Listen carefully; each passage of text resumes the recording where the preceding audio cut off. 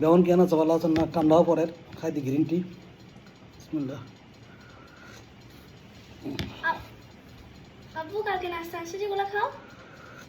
না ধরো green tea দিয়ে নাস্তা করতাম আপনার কি দেওয়া লাগছে হালকা না ধরো এগুলো তো এগুলো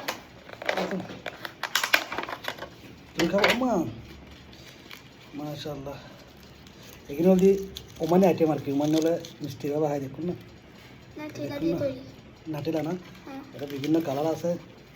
এটা হচ্ছে গোটা মাথা গোটা এটা কি নাস্তা এখানে হলি ওমানি নাস্তা চকলেট